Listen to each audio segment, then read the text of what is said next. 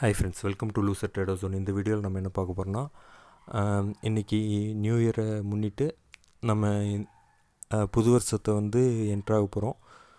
So இந்த new இயர்லேருந்து நம்ம ட்ரேடிங்கை upgrade என்ன பண்ண முடியும், இல்லை ஃப்யூச்சரில் வந்து எப்படி ட்ரேட் பண்ணலாம், இதே மாதிரி பண்ணிவிட்டு இதுக்கு முன்னால் பண்ண லாஸஸோ இல்லை வந்து நம்ம பண்ண மிஸ்டேக்ஸோ எப்படி வந்து ரெக்கவரி பண்ணலாம், அதெல்லாம் யோசித்து முடிஞ்ச வரையும் பொறுமையாக ட்ரேட் பண்ணுங்கள். நான் வந்து இப்போதைக்கு ஒரு 2 to 3 months வந்து இன்ட்ரடே ப்ளஸ் வந்து ஆப்ஷன்ஸ் பையிங்கை வந்து ஸ்டாப் பண்ணலாம் அப்படின்ட்டு ஆப்ஷன்ஸ் செல்லிங்கை மந்த்லி கான்ட்ராக்டில் வந்து பண்ணுறதுக்கு இனிஷியேட் பண்ணியிருக்கேன்.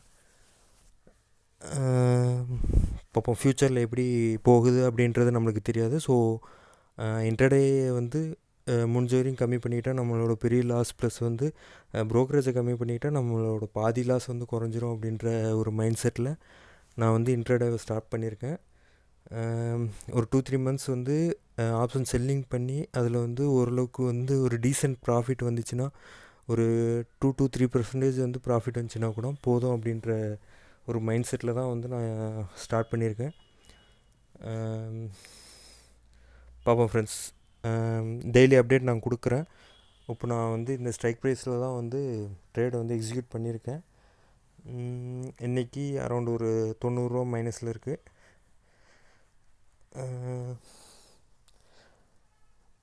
பார்ப்போம் ஃப்ரெண்ட்ஸ், செல்லிங்கில்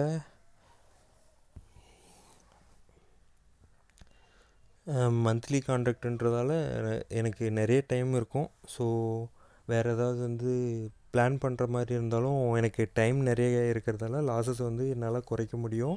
ப்ளஸ் வந்து ஏதாவது ப்ராஃபிட் கொஞ்சமாக அதை எடுத்துகிட்டு போகிறதுக்கு மெயினாக வந்து நம்ம லாஸஸ் குறைச்சி லாஸஸை குறைச்சிட்டாலே நம்மளுக்கு ஒரு ப்ளஸ் தான். பார்ப்போம் ஃப்ரெண்ட்ஸ், ஃப்யூச்சரில் என்ன நடக்குதுன்ட்டு. நம்ம சேனலை வந்து சப்ஸ்கிரைப் பண்ணிவிட்டு சப்போர்ட் பண்ணுங்கள்.